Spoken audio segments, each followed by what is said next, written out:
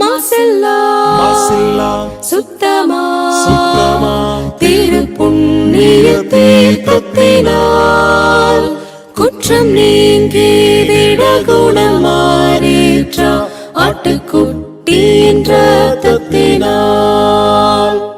மாசில்லா சுத்தமா திருப்புண்ணிய தீர்த்தத்தினால் குற்றம் நீங்கி விட குணமாறேற்ற ஆட்டுக்குட்டியின் இரத்தத்தினால். தேவனுடைய நாமத்திற்கு மகிமை உண்டாவதாக. வாரத்தின் முதல் நாளிலே நாம் சபையாக ஒன்று சேர்ந்து தேவனை தொழுது கொள்வது என்பது நமக்கு கிடைக்கப்பட்டிருக்கிறதான மிக பெரிதான ஸ்லாக்கியம். ஆகையினாலே நாம் நன்றி உணர்வோடு மகிழ்ச்சியோடு முழுமனதோடு ஆவியோடு உண்மையாக அவரை நாம் தொழுது கொள்வோம். தூக்கமாக ஒரு பாடலை நாம் தெரிந்து கொள்வோம். சகோதரர்களை அன்போடு அழைக்கின்றோம்.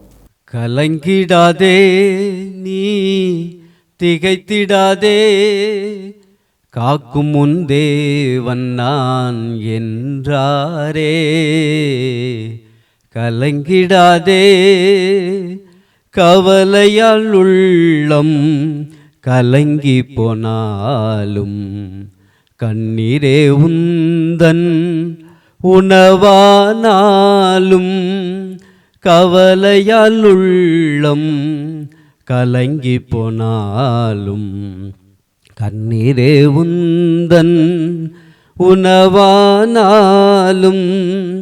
கஷ்டங்கள் உன்னை சூழ்ந்து கொண்டாலும் கரம் பிடித்தே உன்னை நடத்திடுவாரே.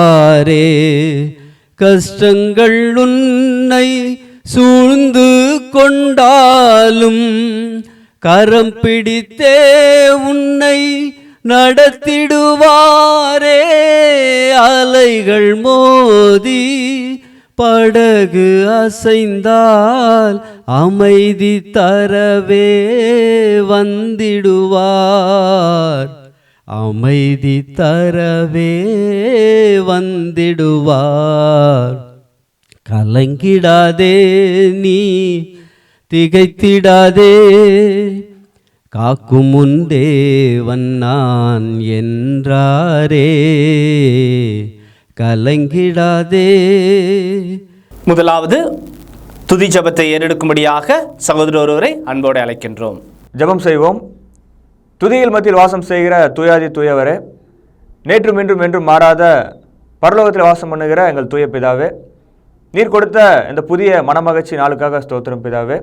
இந்த வாரத்தின் முதல் நாளிலேயும் கூட உம்மை நோக்கி துதிக்கும்படியாகவும் உம்மை தொழுது கொள்ளும்படியாகவும் கூடியிருக்கிற உம்முடைய பிள்ளைகளை யாருக்காக ஜெபிக்கிறேன் பிதாவே, யாவரையும் ஆசீர்வதியும்.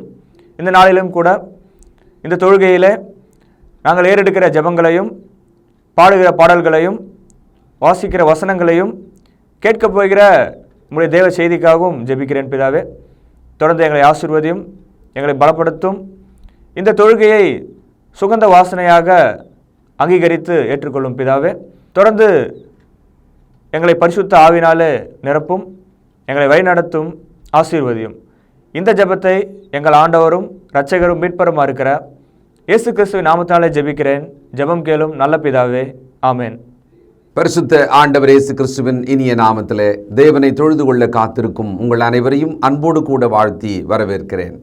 தேவனுடைய கிருபையும் சமாதானமும் நம் அனைவரோடும் கூட இருப்பதாக.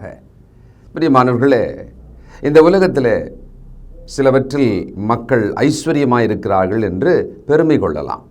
பணத்தில் மிகப்பெரிய ஒரு ஐஸ்வர்யவான், பொன்னும் பொருளும் வைத்திருக்கிறதுல மிகப்பெரிய ஐஸ்வர்யவான், நிலபுலன்கள் சொத்து சம்பத்துகளிலே மிகப்பெரிய ஐஸ்வர்யவான், இதெல்லாம் மொத்தமாகவே சேர்ந்த ஐஸ்வர்யவான்கள் இருப்பாங்க.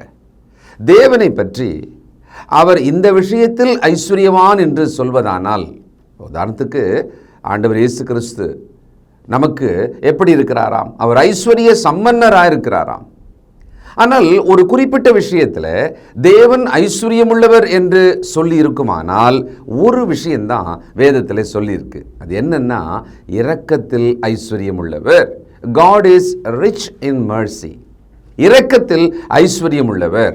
1909 வருஷம் பிறந்த ஒரு குழந்தை.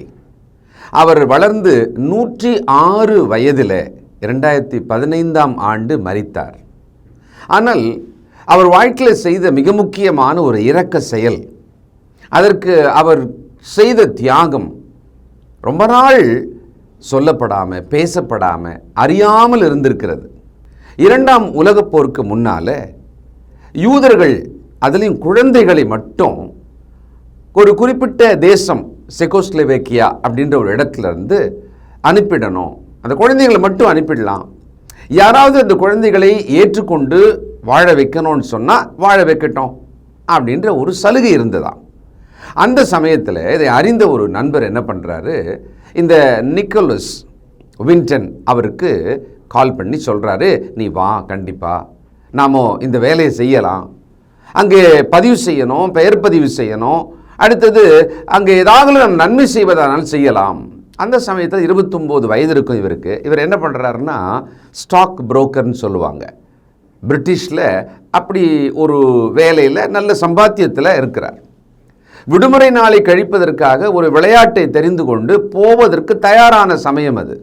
ஆனால் இவர் மனசுக்குள்ளே எப்பொழுதுமே மக்களுக்கு நன்மை செய்யணும் அப்படின்ற ஒரு மனசு, ஒரு இரக்கம் எப்போவுமே இருக்கும். போகிறாரு, அங்கே 669 குழந்தைகளை, ஒரு 10 வயசு அதுக்கு கீழே அந்த லெவலில் இருக்கிற அந்த குழந்தைகளை ஃபோட்டோ எடுத்து பேர் எழுதி அவர்களை எங்கே அனுப்புகிறாரோ, லண்டனுக்கு, இங்கிலாந்து தேசத்துக்கு, அங்கே அந்த குழந்தைகளை ஏற்றுக்கொள்வார் யாருன்னு சொல்லி அந்த ஃபாஸ்டர் பேரண்ட்னு சொல்லுவாங்க இல்லையா, வளர்ப்பு பெற்றார், அவங்கள கண்டுபிடிச்சி இவங்களை அங்கே அனுப்பணும். இதை அவர் செய்கிறாரு, தன் பணத்தை செலவு செய்கிறாரு.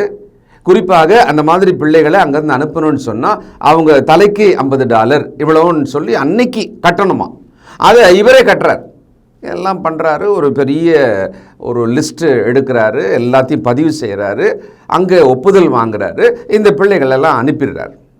அனுப்பி முடிச்சிட்ட பிறகு அவர் தன் ஊருக்கு வந்துடுறாரு, திருமணமாகி வாழ்ந்து கொண்டிருக்கிறார். பல வருஷங்கள் கழித்த பிறகு அவர் இந்த மாதிரி ஒரு விஷயத்தை செய்தார் என்பதை தன்னுடைய வீட்டுக்கு, குறிப்பாக தான் கட்டின மனைவிக்கு சொல்லவே இல்லை. அப்புறமா தான் திருமணம் நடந்து வாழ்ந்துட்டுருக்கிறாரு, அது சொல்லவே இல்லை. ஏதோ பழைய புத்தகங்கள் எல்லாம் பார்க்குற, வீட்டை சுத்தம் பண்ணும்போது எடுப்பாங்க பார்த்தீங்களா, அப்படி ஒரு பெரிய புத்தகம் கிடச்சிருக்கு. அந்த புத்தகத்தை அந்த அம்மா திருப்பி பார்க்குறாங்க, பார்த்தா குழந்தைங்க ஃபோட்டோவாக இருக்குது, அவங்க விவரங்கள் இருக்குது, அது எல்லாமே இவருடைய பேரில் பதிவு செய்யப்பட்டதாக இருக்கிறது. இதெல்லாம் பார்த்துட்டு அந்த அம்மா என்ன பண்ணுறாங்க, என்ன ஏதுன்னு சொல்லி விசாரிக்கிறாங்க. அதெல்லாம் ஒன்றும் இல்லை அப்படின்னு சொல்லி இவர் ரொம்ப பெருசாக அதை பண்ணிக்கவே இல்லை. ஆனால் பிபிசியில் ஒரு பெரிய கூட்டமாக கூடி அங்கே அவரை உட்கார வைத்து அவர் அருகிலே, அவரை சுற்றிலும் அந்த 669 குழந்தைங்க இருக்கு இல்லையா, பெரியவங்களாகி அவங்கெல்லாம் தாத்தா பாட்டி ஆயிட்டாங்க, அவங்க பேரம் பேத்தி எடுத்துட்டாங்க, அந்த அளவுக்கு இருக்கிற அவர்களெல்லாம் ஒன்றாக கூட்டி மிகப்பெரிய ஒரு வணக்கம் செலுத்தினாங்க, பாராட்டு செலுத்தினாங்க. அவர் கண்ணீர் விடுகிறார். இந்த பேரை நீங்கள் போட்டு பார்த்தீங்கன்னா காணொளியில் இருக்கிறது, நீங்கள் போய் பார்க்கலாம். என்ன இதில் முக்கியமான விஷயம் நான் பார்க்குறேன்னா, அவர் அந்த வாலிப பருவத்தில் தான் விளையாடவும், தான் சந்தோஷமாக இருக்கவும், பணத்தை செலவழித்து சுகபோகமாக இருக்கவும் இருந்த அந்த பருவத்தில் இப்படி 2வது உலகப் போருக்கு முன்னால் இருக்கிற ஒரு இக்கட்டான சூழ்நிலையில் அந்த தேசத்துக்கு போயிட்டு நன்மை செய்யும்படியாக, இரக்கம் பாராட்டும்படியாக, தியாகத்தோடு கூட இதை செய்தார் பார்த்தீங்களா. ஆனால் அதை பிரபலப்படுத்தாமல், தன் மனைவிக்கு கூட சொல்லாமல், பர்ண மேலே அந்த ஒரு டைரியை அப்படி தூக்கி தூரமாக போட்டுட்டு அவர் வாழ்க்கையை வாழ்ந்துக்கிட்டே இருந்திருக்கார். அந்த இரக்கமானது அத்தனை பேரையும் வாழ வைத்து அவர்கள் சந்ததி பெற்று அன்னைக்கு கண்ணீர் மல்க அவருக்கு நன்றி சொன்னாங்க. பிரபலமாக இல்லை அவர், அதுக்கப்புறமா தான் வெளிச்சத்துக்கு வந்தார். 2015ஆவது வருஷம் தனது 106வது வயதிலே மரித்திருக்கிறார். இரக்கத்திலே மனிதர்கள் இப்படி இருக்கிறத நாம் பார்க்குறோம். 6 முதல் வாசிக்கிறேன். ஒடுக்கப்படுகிற யாவருக்கும் கர்த்தர் நீதியையும் நியாயத்தையும் செய்கிறார். அவர் தமது வழிகளை மோசேக்கும் தமது கிரியைகளை இஸ்ரவேல் புத்திரருக்கும் தெரிய பண்ணினார். கர்த்தர் உருக்கமும் இரக்கமும் நீடிய சாந்தமும் மிகுந்த கிருபையும் உள்ளவர். அவர் எப்பொழுதும் கடிந்து கொள்ளார், என்றைக்கும் கோபம் கொண்டிறார். அவர் நம்முடைய பாவங்களுக்கு தக்கதாக நமக்கு செய்யாமலும் நம்முடைய அக்கிரமங்களுக்கு தக்கதாக நமக்கு சரி கட்டாமலும் இருக்கிறார். பூமிக்கு வானம் எவ்வளவு உயரமா இருக்கிறதோ அவருக்கு பயப்படுகிறவர்கள் மேல் அவருடைய கிருபையும் அவ்வளவு பெரிதா இருக்கிறது. மேற்குக்கும் கிழக்குக்கும் எவ்வளவு தூரமோ அவ்வளவு தூரமாய் அவர் நம்முடைய பாவங்களை நம்மை விட்டு விலக்கினார். தகப்பன் தன் பிள்ளைகளுக்கு இறங்குகிறது போல கர்த்தர் தமக்கு பயந்தவர்களுக்கு இறங்குகிறார். நம்முடைய உருவம் இன்னதென்று அவர் அறிவார். நாம் மண்ணென்று நினைவு கூறுகிறார். யாருக்கு இரக்கம் பாராட்டுவோம்? எந்த அளவுக்கு நம்மால் இரக்கம் பாராட்ட முடியும்? அந்த ஒரு மனிதன் தன்னால் ஆன மட்டும் செய்தார். லட்சக்கணக்கான பேர் மரித்தார்கள். ஆனால் 600-700 பேருக்கு உள்ளான அந்த பிள்ளைகளை அவர் காப்பாற்றினார். உண்மையிலேயே பாராட்டி தான் ஆகணும்.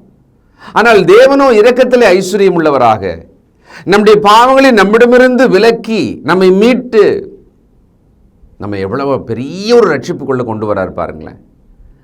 தகப்பன் தன் பிள்ளைகளுக்கு இறங்குகிறது போல நம்மேல் அவர் இரக்கமுள்ளவராக இருக்கிறாராம். தேவனுடைய இரக்கத்தினால தான் நாம் இந்த உலகத்தில் வாழ்ந்து கொண்டிருக்கிறோம். அனுதினமும் தினந்தோறும் அவருடைய இரக்கம் நம்முடைய வாழ்க்கையில் பெரிதாக இருக்கிறதாம். புலம்பல்லே எரேமியா பாடுறார். அப்போ நாம் இரக்கத்தில், தேவனுடைய இரக்கத்திலே நாம் வாழுகிறபடியால் அதை பற்றிய ஒரு உணர்வு, அதை பற்றிய நன்றி நமக்கு ரொம்ப தேவை. இந்த இடத்துல தாவீதினுடைய அந்த பாடலுக்குள்ள பார்த்தா எவ்வளவு தூரத்துக்கு விரிவா, எவ்வளவு பெருசா அந்த தேவனுடைய இரக்கத்தை அவர் உணர்ந்தவராக பாடுறார். மனிதர்கள் நமக்கு இறங்குனாங்கன்னா நம்ம நினைக்கிறோம், சின்ன வயசில், வாலிப வயசில், அது ஒரு பணமோ பொருளோ உடையோ வேலையோ ஏதோ ஒரு விதத்தில் ஒரு இரக்கமாக நமக்கு ஒன்று பண்ணிட்டாங்கன்னு சொன்னால் நாம் அவங்கள நினச்சி பார்க்குறோம், நன்றியோடு இருக்கிறோம். தேவனுடைய இரக்கத்துக்கு, அது அவ்வளோ பெரிய இரக்கமாக நம்முடைய வாழ்க்கையில் வந்ததற்கு, நாம் இன்றைக்கு அனுபவிக்கிற அந்த மகாபெரிய ரட்சிப்புக்கு நாம் எவ்வளோ தூரத்துக்கு நன்றி உள்ளவர்களாக இருக்கிறோம். அவர் இரக்கத்தில் ஐஸ்வர்யம் உள்ளவர் அப்படின்னா என்ன அர்த்தம் தெரியுங்களா? குறையவே குறையாது. அவருடைய இரக்கங்களுக்கு முடிவே இல்லை என்று வேதம் சொல்லுகிறது. There is no end for his mercy. அதாவது பற்றாக்குறையே வராதான் அவருடைய இரக்கத்துக்கு. அந்த தேவனுடைய இரக்கத்தினால தான் நாம் பிழைக்கிறோம். சரி, அடுத்தது ஒரு மனுஷன், ஒரு தீர்க்கதரிசி. அவரை நினிவே பட்டணத்துக்கு போயிட்டு, அப்பா நீ தீர்க்கதரிசனம் சொல்லு, அவங்களுக்கு இந்த விஷயத்தை சொல்லு, தண்டனை வரப்போகுது, அவங்கள மனம் திரும்ப சொல் அப்படின்றார். இவர் போகிறாரு, சொல்கிறாரு. இது முதல் முறை தகராறு பண்ணிட்டு போல, அதுக்கப்புறமா போய் சொல்கிறார். ஆனால் அவர் மனசுக்குள்ள தேவனை பற்றிய ஒரு விஷயம் ஸ்ட்ராங்காக இருக்குது. அவர் முதல்ல போகாமல் போனதுக்கு காரணமே அதுதான். தேவன் மேலேயே அவர் கோபப்பட்டதுக்கும் காரணம் அதுதான். என்ன தெரியுங்களா காரணம்? தேவன் ரொம்ப இரக்கமாக இருப்பாராம், அதான் காரணம். நீங்கள் அந்த நினிவே பட்டணத்தினுடைய சம்பவத்தை யோனா புத்தகத்தில் வாசிங்கன்னு சொன்னால், தேவனை பற்றி நீங்கள் என்ன புரிஞ்சுக்கலாம் அந்த புத்தகத்தில் இருந்துன்னா, தேவனோ இரக்கமுள்ளவர். பாருங்க, யோனாவின் புத்தகம் 4ஆம் அதிகாரம் 2வது வசனம். கர்த்தரை நோக்கி விண்ணப்பம் பண்ணி, கர்த்தாவே, நான் என் தேசத்தில் இருக்கும்போதே நான் இதை சொல்லவில்லையா? இது நிமித்தமே நான் முன்னமே தர்சூசுக்கு ஓடிப்போனேன். நீர் இரக்கமும் மன உருக்கமும் நீடிய சாந்தமும் மிகுந்த கிருபையும் உள்ளவரும் தீங்குக்கு மனஸ்தாபப்படுகிறவருமான தேவன் என்று அறிவேன். ஒரு மனுஷன் தேவன் இரக்கமுள்ளவர் என்பதை தப்பாக புரிஞ்சுக்கிட்டு நடக்கிறான்னா நீங்கள் யோனாவை தான் பார்க்க முடியும். அதாவது தேவன் ரொம்ப இரக்கமுள்ளவர். சில நேரங்களில் கூட சொல்லுவாங்க, நீங்கள் உங்ககிட்டலாம் அவனை கூட்டின்னு வரக்கூடாது, நீங்கள் திட்டவே மாட்டீங்க, நீங்கள் ரொம்ப அன்பாகவே பேசிடுவீங்க, அவனை நல்ல 4 கொட்டு கொட்டினாதான், நல்லா அடித்தாதான் அவன் திருந்துவான், ஆனால் உங்ககிட்ட கூப்பிட்டு வர மாட்டேன், நீங்கள் ரொம்ப கைண்டாக நடப்பீங்க சொல்கிறாங்க பார்த்தீங்களா? அந்த மாதிரி இந்த மனுஷன் தேவனும் இரக்கத்தில் ஐஸ்வர்யம் உள்ளவர் என்பதை தவறாக புரிஞ்சுக்கிட்டு அவர் தேவனுக்கு எதிராகவே பேச ஆரம்பிக்கிறார். தேவன் இரக்கமுள்ளவர் என்பதை புரிந்து கொண்டிருக்கிறோமா? நாம் அனுபவிக்கிறோம், அவர் இரக்கத்தை நம்ம அனுபவிக்கிறோம். ஆனால் அந்த இரக்கத்தை நாம் புரிந்து கொண்டோமா? அதோட அந்த நன்மையை நாம் புரிந்து கொண்டோமா? அதை நாம் புரிஞ்சுக்கிட்டா அந்த இரக்கத்துக்குள்ள நாம் பாத்திரவான்களாக நடக்கலாம். அதான் நோக்கம். இப்போ புதிய ஏற்பாட்டில் ஒரு மனுஷனை காமிக்கிறேன். அவரோட நிலைமை என்ன, அவர் எப்படி தான் பெற்ற இரக்கத்தை பற்றி சொல்கிறாருன்னு பாருங்களேன். 1 தீமோத்தேயு 1ஆம் அதிகாரம் 13 முன்னே நான் தூஷிக்கிறவனும் துன்பப்படுத்துகிறவனும் கொடுமை செய்கிறவனுமாயிருந்தேன். அப்படி இருந்தும் நான் அறியாமல் அவிசுவாசத்தினாலே அப்படி செய்தபடியினால் இரக்கம் பெற்றேன். நம்முடைய கர்த்தரின் கிருபை கிறிஸ்து இயேசுவின் மேலுள்ள விசுவாசத்தோடும் அன்போடும் கூட என்னிடத்தில் பரிபூரணமாய் பெருகிற்று. இங்க 3 வார்த்தை ஞாபகம் வச்சுக்கோங்க. பின்னால போய் படிக்க போற இன்னொரு விஷயத்துக்கு அது உதவும். இங்க பார்த்தோம் இரக்கம், அப்புறம் அன்பு, அப்புறம் கிருபை. 3 வார்த்தையை நம்ம பார்த்தோம். அவர் என்ன சொல்றாரு? நான் தூஷிக்கிறவன். ஆண்டவரே ஒரு முறை தரிசனத்தில் சொல்றாரு, இவரை சந்தித்த போது, முள்ளில் உதைக்கிறது உனக்கு கடினம்பா, ஆனா நீ உதைச்சுட்டு இருக்க. சபையை துன்பப்படுத்துகிற அவரை பார்த்து சொல்றாரு, நீ என்னை துன்பப்படுத்துகிறாய், என்னுடைய சரீரத்தை துன்பப்படுத்துகிறாய், என்னுடைய சரீரத்தை கீழே போட்டு நீ மிதிக்காத குறையா நீ மிதிச்சிட்டு இருக்க. அந்த அளவுக்கு இருந்த ஒரு மனுஷனை அப்படியே அங்கேயே பஸ்பமாக்கிட்டு இருக்கணும். நான் பழைய ஏற்பாட்டு காலத்தில் அந்நிய அக்னியை கொண்டு வந்தவன் அந்த தூபத்தை காட்டும் பொழுது அங்கிருந்து புறப்பட்ட நெருப்பினாலே அவன் சாம்பலானான்னு பார்க்குறோம். ஆனால் இங்கே பார்த்தீங்கன்னா தேவன் இந்த மனுஷன் விஷயத்தில் இரக்கத்தில் ஐஸ்வர்யம் உள்ளவராக தன்னுடைய மிகுந்த அன்பினாலே கிருபையாக அப்போஸ்தலனாகிய பவுலை ரட்சிக்கிறார், மன்னிக்கிறார், தம் கையில பாத்திரமாக எடுத்து அவரை மகிமையின் பாத்திரமாக பயன்படுத்தினார். இதே தான் உங்களுக்கும் எனக்கும் நடந்தது. இப்போ அப்படிதான். நம்ம பாவிகளும் துரோகிகளுமாக, அந்நியரும் பரதேசிகளுமாக, தேவன் அற்றவர்களாக, அந்தகார ஆகாய பிரபுவாகிய அந்த பிசாசின் ஆளுகின் கீழே இருந்த, அங்க ரொம்ப திளைத்து மகிழ்ந்து வாழ்ந்து கலிகூர்ந்திருந்தோம் பாவத்தில். ஆனால் இரக்கத்தில் ஐஸ்வர்யம் உள்ளவராக நம்மை மீட்ட தேவன், மிகுந்த அன்பினாலே நம்மை ரட்சித்த, கிருபையாக நம்மை ரட்சித்த தேவன், இதை நாம் உணர வேண்டாமா? சில நேரங்களில் மனுஷரோட தயவை மறந்துடுவோம். நம்ம நன்றி சொல்லவும் மாட்டோம், நினைக்கவும் மாட்டோம். அவங்களா ஒரு கட்டத்தில் ஞாபகப்படுத்துவாங்க, என்னப்பா மறந்துட்டியா, அன்றைக்கி எவ்வளோ கஷ்டத்தில் இருந்த, நானே கஷ்டத்தில் இருந்து நான் அவனுக்கு அந்த நன்மை செய்தனே, நீ அதை நினச்சி கூட பார்க்கலையப்பா. அந்த மாதிரி ஆவது உண்டு இல்லையா? ஆனால் தேவனுடைய இரக்கத்தை, தேவனுடைய பெரிய தயவை, அன்பை, அவருடைய கிருபையை நாம் உணரணுமே. அதை உணர்ந்து கொள்ளும்படி இந்த நாளில், இந்த வேளையில் நம்முடைய மனதை செலுத்தலாம். Let us focus and understand God's richest mercy. அப்போ இவரோட நிலைமை பார்த்தா, தூஷிக்கிறவர், சபையை துன்பப்படுத்துகிறவர், தேவனுக்கு விரோதமாக நடக்கிறவர், எல்லா கிறிஸ்தவர்களையும் சாகடிக்க வேண்டும் என்று பட்டயத்தை கையில் எடுத்த ஒரு மனிதன். இன்னொன்று சொல்றாரு பாருங்களேன், அப்படி யாருமே சொல்லியிருக்கவே முடியாது. 15வது வசனம், பாவிகளை ரட்சிக்க கிறிஸ்து இயேசு உலகத்தில் வந்தார் என்கிற வார்த்தை உண்மையும் எல்லா அங்கீகரிப்புக்கும் பாத்திரமானது. கவனிங்க, அவர்களில் பிரதான பாவினான். பாவிகளிலேயே இந்த உலகத்தில் அன்னைய காலகட்டத்தில் சொல்றாரு, பிரதான பாவி, சீஃப் சின்னர் நான் தான். எனக்கோ என்ன கிடைச்சது? அந்த தேவனுடைய இரக்கம் கிடைச்சது. அளவில்லாத முடிவில்லாத இரக்கம் எனக்கு கிடைச்சது. இப்போ நாம் என்ன இடத்துக்கு வந்து நின்று சிந்திக்கணும் தெரியுங்களா? இந்த இரக்கத்தில் தேவன் எவ்வளவு என் வாழ்க்கையில் ஐஸ்வர்யம் உள்ளவராக இருந்தார். அந்த இரக்கத்தில் அவருக்கு குறைவு கிடையாது. ஆக்சுவலாக நம்மளே வந்து இறங்கணும் அப்படின்னு சொன்னால், பா இவ்வளோதான்ப்பா இருக்குந்தா, 10 ரூபா தான் இருக்குது, சாரி. அவர் வந்து சாப்பாட்டுக்கு மத்தியானம் ஒரு 1:30 மணிக்கு கேட்குறாரு ஒரு ஆள்னு வச்சுக்கோமே, 10 ரூபா தான் இருக்குது நம்ம கையில், வேறு எதுவுமே இல்லைன்னா இறங்கணும். அவர் தேவை எவ்வளவுன்னு தெரியுது, ஆனால் நம்ம அவ்வளோதான் கொடுப்போம். நம்முடைய இரக்கத்தோட அளவு, லிமிட் அவ்வளவுதான். ஆனால் தேவன் எப்படிப்பட்டவரா? இரக்கத்திலே ஐஸ்வர்யம் உள்ளவர். அதனால தான் ஞானஸ்தானத்தில் முற்றிலும் மன்னித்தவர். பிறகு ஒவ்வொரு நாளும் நாம் மன்னிப்பு கேட்கும் பொழுது தொடர்ந்து நம்ம தினந்தோறும் இரக்கத்தினாலே அவர் மன்னித்து கொண்டே இருக்கிறார்.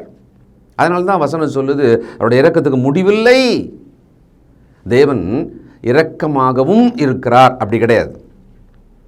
God is also mercy கிடையாது. God is merciful.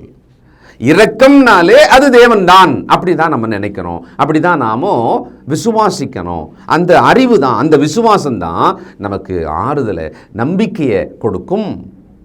இப்படி புரிஞ்சுக்கிட்டு அப்போஸ்தலனாகிய பவுல் எபேசியருக்கு எழுதும் பொழுது அவங்களுக்கு ஒரு முக்கியமான விஷயத்தை எழுதுறார். அவன் நிலைமையை எழுதுறார். தான் நிலைமையை சொன்னார் பார்த்தீங்களா? அப்போது மக்களோட, மனுஷரோட நிலைமையை அங்கே சொல்லி எழுதுறாரு. 2ஆம் அதிகாரம் பாருங்கள், எபேசியர் முதல் வசனத்திலிருந்து, அக்கிரமங்களினாலும் பாவங்களினாலும் மரித்தவர்களாயிருந்த உங்களை உயிர்ப்பித்தார். We were dead in sin and trespasses. மீறுதல்களாலே செத்து கிடந்தவர்கள் நம்மை அவர் உயிர்ப்பித்தாரா? நம்மளா கேட்டோமா என்ன? யாராவது ரட்சகர் இருப்பாங்களா? யாராவது நம்மை ரட்சிப்பார்களா? ஏதாவது ஒரு மீட்பின் திட்டம் இந்த உலகத்தில் இருக்குமா? இன்னைக்கு இன்சூரன்ஸுக்கு திட்டங்களை தேடுறாங்க, தங்கள் பணத்தை சேமித்து அதை பெருக்குவதற்கான திட்டங்களை தேடுறாங்க, மருத்துவ திட்டங்களை தேடுறாங்க, தங்கள் வாழ்க்கையை முன்னேற்றுவதற்கான திட்டங்களை இந்த உலகம் பல நூறு பல ஆயிரம் வச்சிருக்கு. அதெல்லாம் தேடி அதில் பெஸ்ட் மனுஷன் வாங்கி பயன்படுத்துகிறான், அதை தன்னுடைய வாழ்க்கையில நன்மையாக மாற்றுறான். அந்த மாதிரி மனிதர்களாகிய நாம் மீட்பின் திட்டத்தை தேடினோமா? இல்லை. அவருடைய இரக்கம் என்னை தேடி வந்தது, அவருடைய இரக்கம் என்னை சந்தித்தது.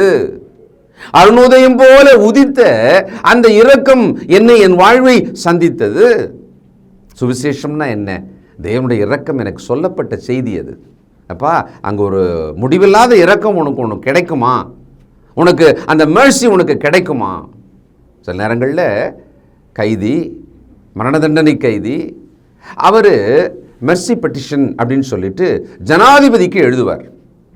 தயவு கூர்ந்து என்னுடைய தவறு இதுதான், நான் மனம் வருந்துகிறேன், இப்போ நான் மனம் திரும்பி நான் மன்னிப்பு கேட்குறேன், எனக்கு ஒரு மன்னிப்பு கொடுங்க, என்னை தூக்கில் போட்டுறாதீங்க, எனக்கு மனைவி பிள்ளைகள் இருக்காங்க, அவங்க வாழ்க்கைக்காக நான் நல்லபடியாக வாழ விரும்புகிறேன். அந்த ஜனாதிபதியோட இரக்கத்தை கெஞ்சி கடிதம் எழுதுவாங்க. அதை மெர்சி பெட்டிஷன் அப்படின்னு சொல்லுவாங்க. நிராகரிக்கப்படும். இரக்கத்தை மனிதன் கெஞ்சி அழுது கேட்டும் கூட நிராகரிக்கப்படுவதுண்டு. ஆனால் நமக்கு கேட்கவே இல்லை, நமக்கு அப்படி ஒரு தோணவே இல்லை நமக்கு. ஆனால் இரக்கத்தில் ஐஸ்வர்யமுள்ள தேவன் நம்மை தேடி வந்து நமக்கு அந்த செய்தி சொல்லி அதை விசுவாசிக்கும் இருதயம் தந்து நம்மளை ரட்சித்தார். பார்த்தீங்களா?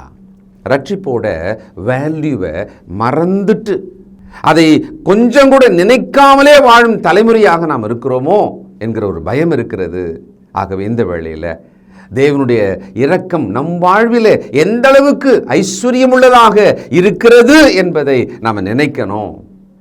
அப்போ சொல்றாரு 2ஆம் வசனம், அவைகளில் நீங்கள் முற்காலத்தில் எதில்? அக்கிரமம் பாவத்தில் இவ்வுலக வழக்கத்துக்கு ஏற்றபடியாகவும் கீழ்ப்படியாமின் பிள்ளைகளிடத்தில் இப்பொழுது கிரியை செய்கிற ஆகாயத்து அதிகார பிரபுவாகிய ஆவிக்கேற்றபடியாகவும் நடந்து கொண்டீர்கள்.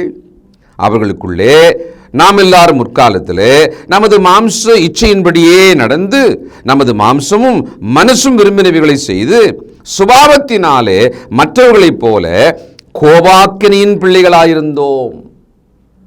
அக்கிரமத்திலும் மீறுதலிலும் செத்தவர்கள், கோபாக்கினையின் பிள்ளைகள்.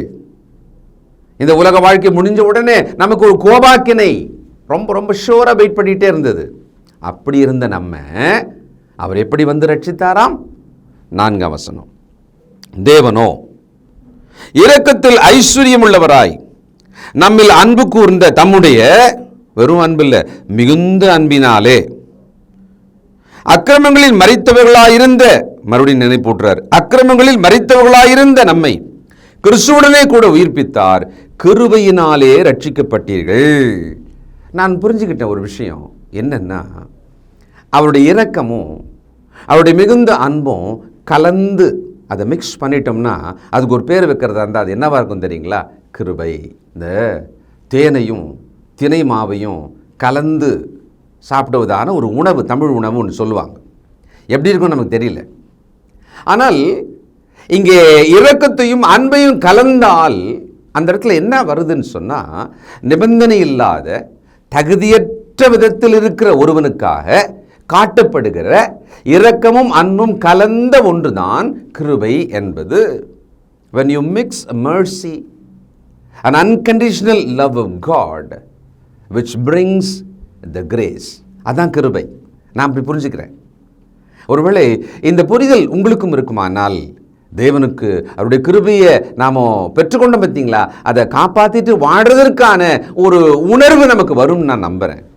அப்போது பழைய ஏற்பாட்டு காலத்தில் கூட ஆபிரகாம் சோதோம் குமாரா பட்டணத்தை அழிக்கணும்னு தேவன் சொன்னப்ப கெஞ்சுறார், கோபம் வந்துட வேண்டாம், மறுபடியும் கேட்குறேன், துணிந்து கேட்குறேன், அப்படின்னு சொல்லிட்டு அப்படியே ஒரு ஸ்டெப்பாக கேட்குறார். கேட்டுட்டு அவருடைய இரக்கத்தை அப்படியே அவர் புரிஞ்சுக்கிட்ட அந்த மனுஷன் பாருங்களேன், நீங்கள் அழிக்காதீங்க, கடைசியில் தன்னுடைய சகோதரன் குடும்பத்தை காப்பாற்ற வச்சுட்டார். அதாவது தேவன் அன்னைக்கு ஒன்று சொல்லிட்டாருன்னா அவ்வளோதான், அழிக்க போகிறேன்னா அவ்வளோதான். அவர் சொல்லாமல் கூட செஞ்சிருக்கலாம். ஆனால் தன்னுடைய சிநேகிதனை போல ஆபிரகாமை தேவன் பார்த்ததுனால அந்த ஆபிரகாம் பேச, தேவனுடைய இரக்கத்தை கேட்க தேவன் அங்கே அனுமதிச்சார்.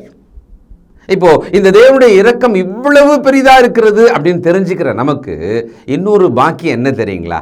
இன்னைக்கும் அவருடைய இரக்கத்தை கேட்டு நாம் வாழலாம்.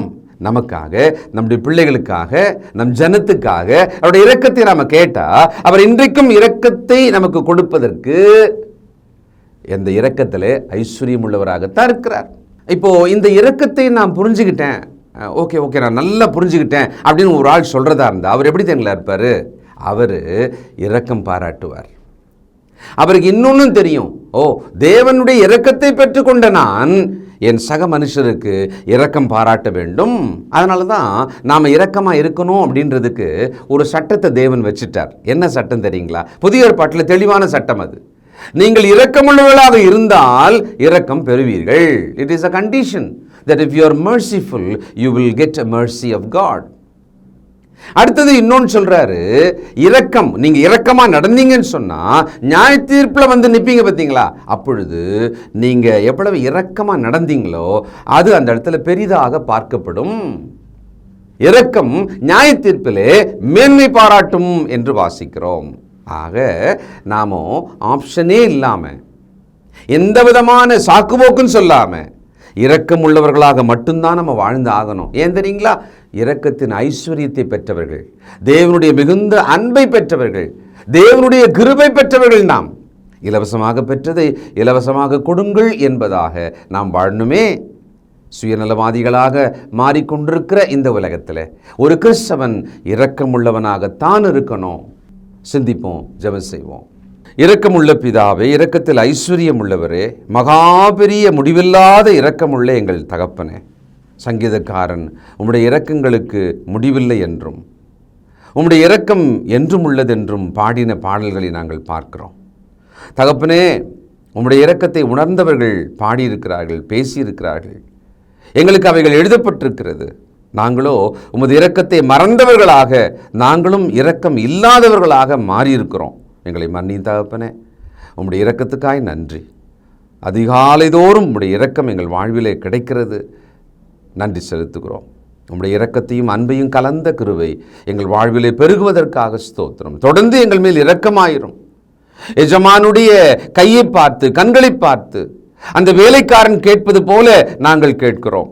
ஆனாலும் நீரோ எங்களை பிள்ளைகளாக பாவிக்கிறீர், எங்களை பிள்ளைகளாக ஏற்றுக்கொண்டீர். உம்முடைய இரக்கம் எங்கள் வாழ்விலே இருப்பதற்காக ஸ்தோத்திரம். நன்றியோடுமை துதிக்கிறோம். நாங்களும் பிறருக்கு இரக்கம் பாராட்டி நியாய தீர்ப்பிலே இந்த இரக்கத்தின் கணக்கு பெரிதாகி வந்து நிற்க எங்களுக்கு உதவி செய்யும். இயேசு கிறிஸ்துவின் நல்ல நாமத்தில் இரக்கம் தயவையும் கெஞ்சி கேட்கிறோம் நல்ல பிதாவே, ஆமென். கிறிஸ்து இயேசு தம்முடைய சரீரத்தை நமக்காக கிழிக்கு கொடுத்து தன்னுடைய இரத்தத்தை சிந்தினார். அவருடைய பந்தியை நினைவு கூறத்தக்கதாக நாம் ஆயத்தமாவோம். வழிநடத்தும்படியாக சகோதரர்களை அன்போடு அழைக்கின்றோம். கர்த்தருடைய பந்தியிலே பங்கு கொள்ளும்படி நம்மை நாமே ஆயத்தப்படுத்துவோம்.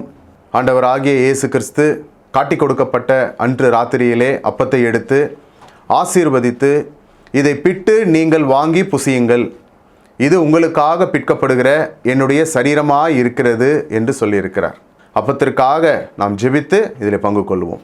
பரிசுத்தமும் இரக்கமும் தயவும் கிருபையும் நிறைந்த நல்ல ஆண்டவரே, உம்முடைய குமாரனாகிய இயேசு கிறிஸ்து சிலுவையிலே எங்களுடைய பாவங்களுக்காக தன்னுடைய இன்னுயிரை கொடுக்கும் பொழுது அவருடைய சரீரம் கிழிக்கப்பட்டது. அதற்கு ஒப்பாக இங்கு புளிப்பில்லாத அப்பம் இது வைக்கப்பட்டு இருக்கிறது. அப்பா, நீர் இந்த அப்பத்தை எங்களுக்கென்று ஆசீர்வதித்து தரும்படி விலையேற பெற்ற இயேசு கிறிஸ்துவனுடைய நல்ல நாமத்தினாலே இந்த ஜெபத்தை ஏறெடுக்கிறோம் அன்பின் பிதாவே, ஆமேன். அவர் அந்தபடியே பாத்திரத்தையும் எடுத்து, இந்த பாத்திரம் என் இரத்தத்தினால் ஆகிய புதிய உடன்படிக்கையாய் இருக்கிறது, என்னை நினைவு கூறும்படி இதை செய்யுங்கள் என்று சொல்லியிருக்கிறார். நாமும் கூட அவ்வண்ணமாகவே இதில் செய்யும்படியாக நாம் ஒன்று சேருவோம். தேவன் இந்த ரசத்தை ஆசீர்வதித்து தரும்படி நாம் ஜெபிப்போம். வானத்தையும் பூமியும் உண்டாக்கின சர்வ வல்லமையுள்ள எங்கள் நல்ல பிதாவே, என்னை நினைவு கூறும்படி இதை செய்யுங்கள் என்று சொல்லியிருக்கிறபடியே நாங்கள் செய்யும்படி வந்து நிற்கிறோம். இந்த ரசத்தை நீர் ஆசீர்வதித்து தாரும். குற்றமில்லாத மாசற்ற இதோ தகப்பனே, அந்த ரத்தம் எங்களுடைய பாவங்களுக்காக சிந்தப்பட்டது என்பதை நாங்கள் நினைத்து இதில் பங்கு கொள்ளும்படி, பயபக்தியோடு பங்கு கொள்ளும்படி எங்களை உற்சாகப்படுத்தும். எங்களை தாழ்த்துகிறோம். இந்த ரசத்தை நீர் ஆசீர்வதித்து தாரும். இயேசுவின் நல்ல நாமத்தில் இந்த ஜெபத்தை எடுக்கிறோம் அன்பின் பிதாவே, ஆமேன். இறுதியாக நாம் ஜெபித்து இந்த தொழுகையை நிறைவு செய்வோம். ஜெபிப்போம். கிருபையும் அன்பும் இரக்கமும் நிறைந்த பரம்பிதாவே, உம்மை தொழுது கொள்வது எவ்வளவு பெரிதான ஸ்லாக்கியம். அந்த ஸ்லாக்கியத்தை நீர் இந்த நாளில் எங்களுக்கு தந்தீரே, அதற்காக நன்றி தகப்பனே. நாங்கள் ஜெபித்த ஜெபங்களை நீர் அங்கீகரிக்க வேண்டுமாய் ஜெபிக்கிறோம். கிருபையின் பிதாவே, நாங்கள் கேட்ட வார்த்தைகளுக்காக நன்றி. அவைகள் எங்களுடைய இருதயத்தில் வைத்து அதன்படி எங்களுடைய வாழ்க்கை மறுரூபமாக நீர் தயவு செய்தல் வேண்டுமாய் ஜெபிக்கிறோம். பிதாவே, நீர் எங்களுக்கு இந்த வாரத்தில் ஆசீர்வாதமாக கொடுத்த வருமானத்திலிருந்து உமக்கென்று கொடுக்க நீர் எங்களுக்கு பாராட்டின தயவுக்காக நன்றி. இப்படியாக நாங்கள் கிறிஸ்துவனுடைய மரணத்தை நினைவு கூற நீர் தயவு பாராட்டினீர்.